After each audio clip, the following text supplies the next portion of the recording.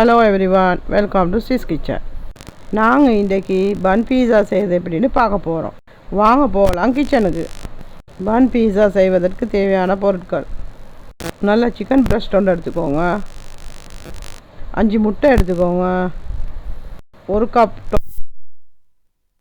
Cup மைனஸை freeze பண்ணி எடுத்துக்கோங்க, 100 கிராம் கோவா,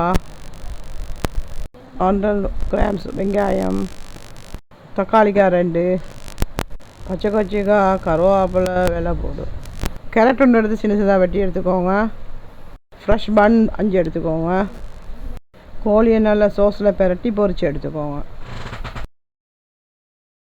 5 முட்டையும் ஒரே கப்பில் உடச்சி ஊற்றிக்கோங்க, 1 கரண்டி மிளகு போட்டுக்கோங்க, அதோட தேவையான அளவு உப்பு போட்டுக்கோங்க.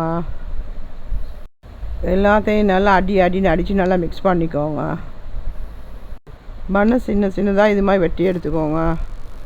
ஒரு பேனை அடுப்பில் வச்சு அரைவாசி முட்டையை ஊற்றிக்கோங்க. முட்டை வெந்து கொண்டு வரக்குள்ளே மேலால் பண்ணையும் அடுக்கிக்கோங்க. இப்போ எல்லாத்தையும் நல்லா அடுக்கி எடுத்தாச்சு. இதுக்கு மேலாலே டொமேட்டோ சாஸையும் ஆட் பண்ணிக்கோங்க. சாஸ் ஆட் பண்ணின அப்புறம் வெங்காயத்தையும் மேலால் தூவிக்கோங்க. அதுக்கு மேலே கோவாவை ஆட் பண்ணிக்கோங்க. அப்புறம் வெட்டி வச்ச தக்காளிக்கும் ஆட் பண்ணிக்கோங்க. பச்சை கொச்சிக்காய், கருவேப்பிலை, வெள்ளைப்பூடு 3 ஆட் பண்ணிக்கோங்க. அதுக்கப்புறம் மேலால் முட்டை கொஞ்சம் ஊற்றிக்கோங்க. அதோடைய மயோனீஸையும் ஆட் பண்ணிக்கோங்க. பொரிச்ச கோழியை சின்னதாக பிச்சு இப்படி மேலால் போட்டுக்கோங்க. இதை கொஞ்சம் சூடாக விட்டுட்டு ஒரு ட்ரேக்கு ட்ரான்ஸ்ஃபர் பண்ணிக்கோங்க.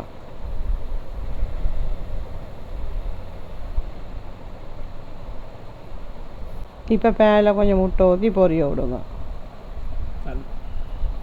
பொரிஞ்சு வர போகல இது தலை கீழே போட்டுக்கோங்க செஞ்சு வச்சது. அப்போ தான் முட்டை டபுள் லேயராக இருக்கும். சூடாகினோடனே நல்லா இறக்கிடுங்க. அவ்வளவுதான், நீங்கள் எதிர்பார்த்த பன் பீஸா ரெடி. நீங்களும் இதை வீட்டில் ட்ரை பண்ணி பார்த்துட்டு எப்படி வந்துச்சுன்னு கமெண்ட் பண்ணுங்கள். இந்த வீடியோ பிடிச்சிருந்தா லைக் பண்ணுங்கள், ஷேர் பண்ணுங்கள், சப்ஸ்கிரைப் பண்ணுங்கள். மறக்காமல் பெல் ஐக்கனையும் கிளிக் பண்ணிவிடுங்க. மீண்டும் அடுத்த வீடியோவில் சந்திப்போம். பாய்.